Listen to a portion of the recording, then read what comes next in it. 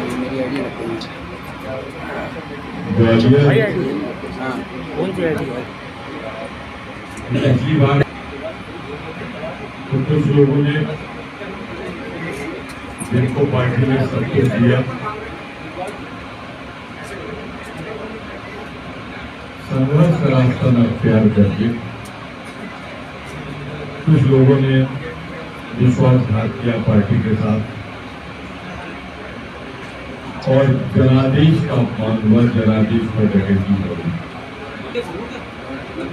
इसीलिए शुरुआती दौर में आ गया या अब की ऐसा जनादेश मिले जो गद्दारी करके भी, विश्वासघात करके भी मध्य प्रदेश की जनता के जनादेश का अपमान न कर रहे सीटों के लिए। मैं इसलिए आया हूं, मैंने बता दिया चुनाव चल रहा है, चुनाव महाभारत मिजोरम नहीं जाता है। 44 ईयर्स किसी न किसी सदन का सदस्य रहा हूं। अनुभव के सहारे ये कह सकता हूं, आजकल क्रिकेट बहुत हो रहा है। 5-0 भाजपा की बात करो, 5-0 ये चुनाव हटेगा।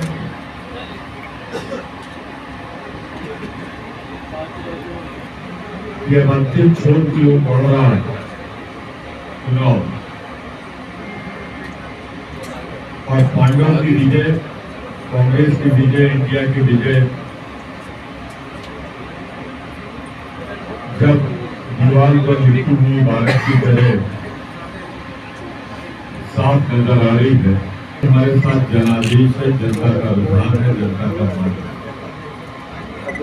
हमारी सबसे बड़ी ताकत हमारी सेवा, हमारा संघर्ष है और भारतीय जनता पार्टी की सबसे बड़ी ताकत कार्यकर्ता निराश है। सीबीआई, इनकम टैक्स, ये नए अस्त्र शस्त्र उन्होंने अपनी सेना में शामिल किया और उसका नृत्य तांडव आप राजस्थान में, छत्तीसगढ़ में देख रहे हैं। और मध्य प्रदेश जहां लूट का दरिया बह रहा है, कुल मिला के देखा जाए, मैं गिन देता हूं। मैं लिखी लिखाई प्रेस रिलीज आपको दे दूंगा, हमारे साथी उपलब्ध करा देंगे। आज की कहानी आपके सामने बयान करूंगा। जनता त्रस्त, मामा मस्त। जनता त्रस्त है, मामा मस्त है, लेकिन अब मामा की मस्ती में खलल आ रहा है।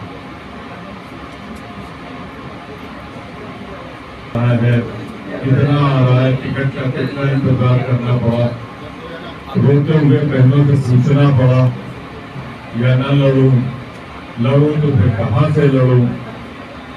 अब ये 3 बार 4 बार के मुख्यमंत्री भी अगर ये नौबत आ जाए तो इसी को कहते हैं निराशा और जाहिर होने लगे।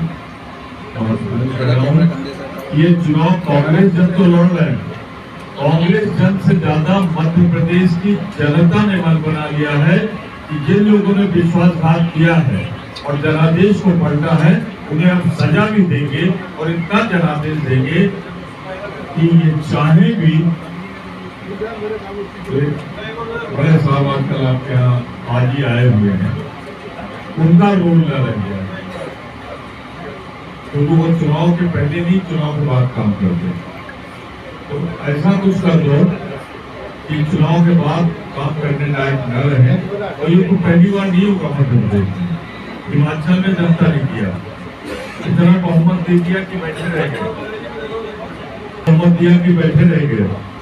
और मध्य प्रदेश की जनता से भी यही अपील है और उसका मूड भी यही है कि इतना बहुमत दे दो कि चुनाव के बाद जो लोग काम करते हैं वो इस काबिल ही न रह जाए कि काम कर सके। पहला मुख्यमंत्री जिसके नाम पे टैक्स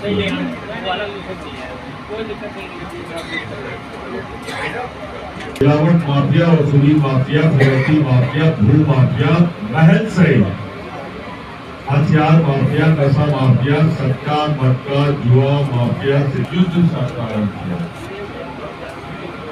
और माफिया मुक्त मध्य प्रदेश बनाने के लिए कमलनाथ सरकार ने काम किया। पर शिवराज सरकार के आने के बाद जो कुछ भी कमलनाथ जी ने किया था उसको अंडू किया गया। मैं सारी बातें सबूत के साथ आपके सामने रख रहा हूँ। सहित कई जनपदों में स्थानीय व्यापारियों से हफ्ता वसूली रंगदारी बढ़ गई। हत्या, डकैती, छिनैती, लूट और अवैध हथियार रखना तथा गांजे की खेती इस अंचल में कई जिलों की आम बात हो गई, जिन्हें लाइसेंस नहीं मिल रहा है। गंभीर मामलों के आरोपी नीतू सोनी जैसे माफिया को कांग्रेस सरकार ने दबोचा। पुणे पर नगर निगम से 24,000 वर्ग फीट के 7,000 वर्ग में बंगला, होटल, माय होम, रेस्टोरेंट के कई फोटोग्राफियों से जीता। 2019 में सिटी सेंटर बनी विशालकाय ला और फायर इमारत को गिरा दिया, लेकिन कांग्रेस नहीं है तो उसके चलते तैयार। बहुत से ऐसे संस्थान यहाँ चल रहे हैं जिनका वजूद नहीं है और उनके नाम पर सब कुछ होगा। जिसके कामगार है आप लेते हैं, उसी से माफी लेते हैं, तो उसको चौंकाने की जरूरत नहीं है। जो चर्चित अपराध है वो भी मैंने इसमें लिख दिया है तो आपको बार बार करने की जरूरत नहीं है। मैं सिर्फ 3 दिसंबर का ये मेरी भविष्यवाणी है। 3 दिसंबर का सूरज मध्य प्रदेश में जो निकलेगा वो तो मामा के मुख्यमंत्री चुके। जैसे जैसे सूरज चढ़ेगा मामा का सूरज और शाम को जो सूर्योदय होगा पाप का, माफिया राज का अंत हो जाएगा और तिरंगे वाली सरकार बनेगी, जैसी मध्य प्रदेश की सरकार ने मन बना लिया है। और मैं आपसे आमंत्रित करता हूँ, अगर प्रश्न है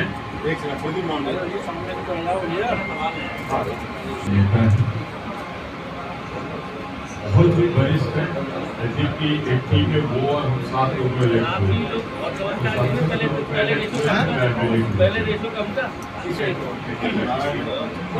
पीजी का है।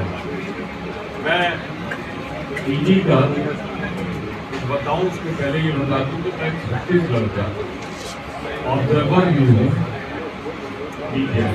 कम्युनिकेशन, तो मैं लगभग 8 दिन से वही हूँ। ये चर्चा आम हो रही थी, कुछ शायद ना मालूम हो आप लोगों को, तो मैं दे दूं।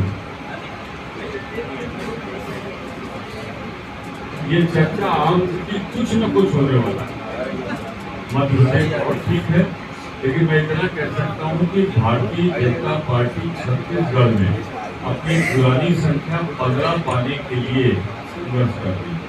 छत्तीसगढ़ में 0.8% बिना भारत सरकार के सहयोग के तुम गिरफ्तारी नहीं कर सकते, जबकि दुबई से हमारा फैक्ट हम गिरफ्तारी कर सकते थे वहां, लेकिन भारत सरकार चीफ मिनिस्टर ने बार बार लिखा कि हम उसमें तबाह के साथ कि जिसके खिलाफ हम कार्रवाई कर रहे हैं, जो हमारे डर से देश छोड़ के भागा हुआ है, जिसके तमाम आदमी हमने गिरफ्तार किए, और आज से नहीं, आज 2022 से वहां नहीं रोका जाता। इतने प्रदेश बढ़ते हैं चुनाव बाउंड, मध्य प्रदेश, छत्तीसगढ़, राजस्थान, वहां नहीं रोका जाता। क्या कैसे? और हमारे चीफ मिनिस्टर बघेल जी जिसके खिलाफ कार्रवाई कर रहा हूँ, देश छोड़ के भागा है, जिसके यहाँ इतनी भी कमाई की है, उसके यहाँ ईडी सीधे पहुंचती और ले जाती है और ले जाके एक कबूलनामा वो कहते हैं उसने अभी तक नहीं कबूला। यार ग्वालियर के किसी दरोगा को कोई भाजपा का नेता दे दो, बात करेंगे। सब कुछ बोलने के बाद जब रिपोर्ट उनकी आखिरी लाइन पढ़ेगा, सब्जेक्ट टू इन्वेस्टिगेशन, मतलब उसका बयान subject to investigation, subject to investigation मतलब अभी इन्वेस्टिगेशन प्रारंभ नहीं हुआ।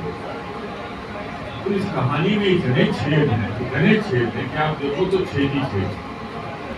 एक मिनट और जरूरी एक टेक्निकल सब्जेक्ट है, जितना साइड का वकील उससे थोड़ा बहुत अपनी अकल इस्तेमाल कर एक, और उसमें जब आप किसी का नाम ले सकते हैं बिना चार्जशीट आए इनिशियल स्टेज पे, जबकि 72 घंटे रह गए 48 घंटे। पहली पे सवाल उठाता हूँ मैं, छत्तीसगढ़ में पहले राउंड का चुनाव का प्रचार कल शाम को खत्म हो गया। ये कर रहे हैं और नीचे एक लाइन लिख दे रहे हैं जिससे सुप्रीम कोर्ट मारे न गिरा के, सब्जेक्ट होगा। और उसके बाद हम 31.8% की भाजपा की गठबंधन की सरकार, भाजपा को क्यों नहीं बहुमत कराएंगे, घोषित कर रहे हैं। मतदाता आकर्षित करने में इतना सफल नहीं है और ये हम कहते तो हमसे सवाल होते। ये ऑब्जर्वर ने कहा है जो आरएसएस का मुखपत्र है, जब अकेले मोदी के सहारे चुनाव नहीं जीता जा सकता, हमें चिंतन करना पड़ेगा, मनन करना पड़ेगा और कुछ यत्न करना पड़ेगा। ये और विधानसभा जीतने के बाद लोकसभा में क्यों हारे, इसलिए कि हमारे वोटों का बंटवारा हो। अब हमने एक काम कर लिया है कि वोटों का बंटवारा न हो तो एक इंडिया गठबंधन बनाया है जिसके वो 64% आईडी के बदल से अब बीच में खत्म नहीं हुई। रुक जाओ। इंडिया जागो, इंडिया छोड़ो, इंडिया क्या करना? हर चीज मोदी जी कहते हैं कि आपकी सरकार बन गई है और ये अयोध्या में राम मंदिर कब शुरू हुआ। उन्होंने जवाब दिया था कि केंद्र बन जाएगा, फिर भी मैं रहा और 1997 में जब फिर कल्याण सिंह मुख्यमंत्री बने और उन्होंने कहा भाई अटल जी वहाँ है, आप यहाँ है, अब तो आप कानून बदल के बनाइए। तो उन्होंने कहा नहीं, इसके लिए संविधान के लिए जरूरी है कि हम न करें। तो भैया एक फॉर्मूला कांग्रेस ने भी किया तो ये जो विवाद है अयोध्या में, ये बातचीत से तय हो जाए। कई प्रयास किया है और फिर ये कहते हैं कि अस्तित्व को नहीं मानते। वो अटल बिहारी वाजपेयी सरकार का एफिडेविट जो दिया गया था राम सेतु देखने, राम को काल्पनिक उन्होंने माना था, हमने नहीं। एक सवाल ये है, भारतीय तो कुछ सुना ही नहीं रहा। भाजपा पे लगा पार्टी, अभी आपने आरोप लगाया संजय भाई मेरा कोई क्वेश्चन नहीं। कांग्रेस को कर्नाटक को कांग्रेस का एटीएम कहती है, मैं उनका स्पोक्समैन नहीं हूँ। पार्टी कर्नाटक को कांग्रेस का एटीएम कहती है, भ्रष्टाचार में मध्य प्रदेश को आप क्या कहेंगे?